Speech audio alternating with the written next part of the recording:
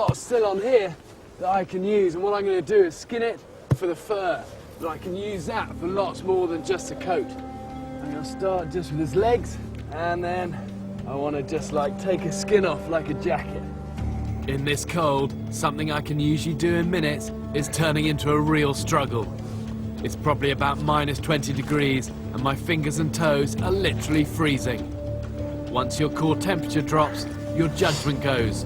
Your coordination then suffers, and that's how people die. Man, it's just crazy cold. I've got to keep working fast. The carcass is freezing solid, and it's a race against time to get what I need. Man, it's cold. Look, it's just the blood freezing on the fingers of the glove. And you know, I'm going to be doing this a while. I'm going to get a fire going first. Otherwise, I'm not going to see him in this. I've always hated the cold, but I hate frostbite even more. In these temperatures, it can hit you in minutes, so build a fire.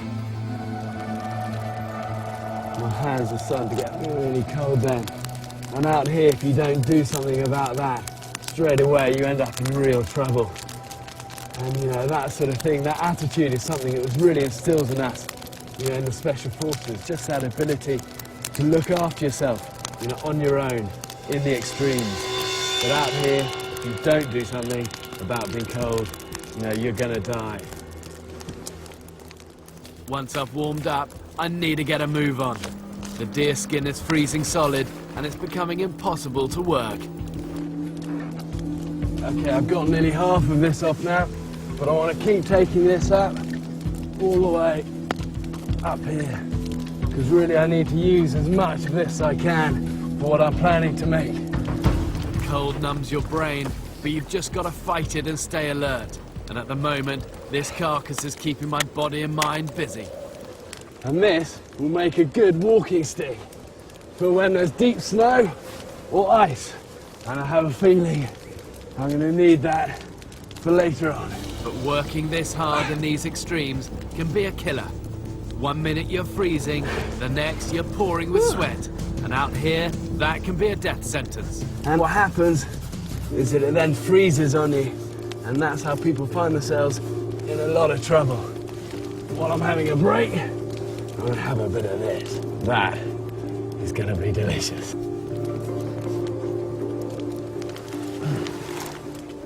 Man alive. That is beautiful. Siberian venison at its best. You know, you pay a fortune for that in a good restaurant. Venison's packed with protein, and it will replace some of the calories I'm burning up. And actually, so much of my time in Siberia so far has just been a struggle. You know, I kind of battled to try and stay warm, fighting the elements. And this is really the first time where I've sat back and just gone, you know, wow. You know, this whole place is so huge. I've got a beautiful clear sky. I've got a fire, got a bit of meat. And really, there's nowhere else I'd rather be right now. It's a privilege, really. But I can't afford to hang around. Gotta keep moving, gotta keep busy. Now let's take the skin up, round the back of his ears, and cut through it here. And look at this. A really good size fur. And what I'm going to use this for is what Siberian hunters will. And they'll often make like a toboggan out of the skin and a framework of wood, and then they'll tow their meat and the carcasses they've killed in it. I love tobogganing. On the riverbank, I've spotted some willow trees. Their branches are good and flexible for my toboggan frame. Okay, this is how to make a toboggan the bear way. And my kids are always hassling me to make them these sort of things. So concentrate. I use these willow branches as like the base rigidity of it. And then the other thinner ones I'm going to warm and then shape into circles.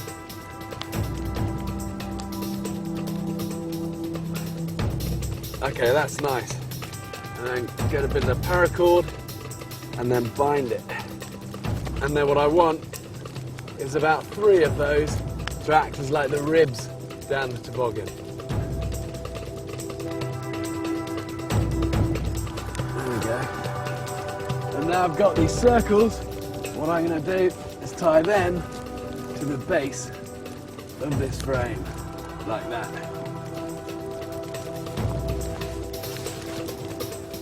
This is going to have to be one tough sledge, so I'm lashing the frame with my parachute cord.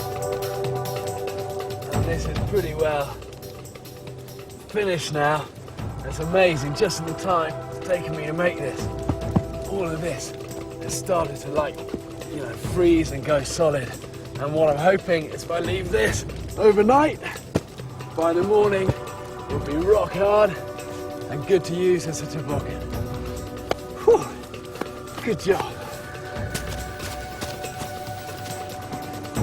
Okay, I've got the leg, I've got some meat from the rest of the carcass in my rucksack. Toboggan finish, I'm out of here.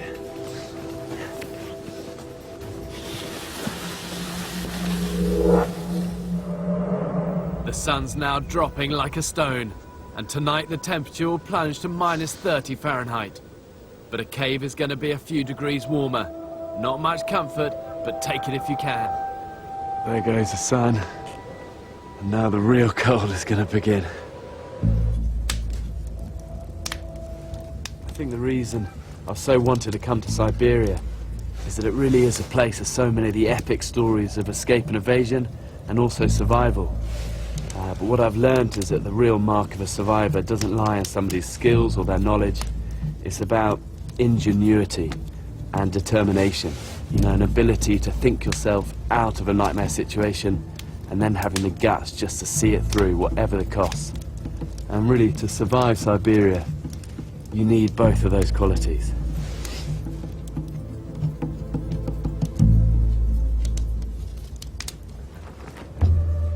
If you're gonna spend the night in a cave, you've got to make sure there are no predators lurking around. I've made a torch to check for signs of bears or wolves, or anything that I can eat. You know, even if you get mosquitoes as well, will shelter in these things, out of the cold.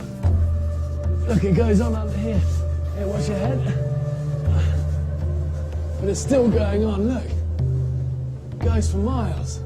I mean, you'd never think of finding mosquitoes in Siberia. But it's only because this cave is so much milder than outside. And you can just see him on the end of my thumb there. Actually, he's quite a good sized mosquito. There's only a few for me. Slim pickings, but something to see through the night. You're in a very, very unforgiving place, in a very low temperature, and all I've really got for comfort is this cave and this fire. It's gonna be a long, long night, with 16 icy hours of the blackest of darkness ahead of me.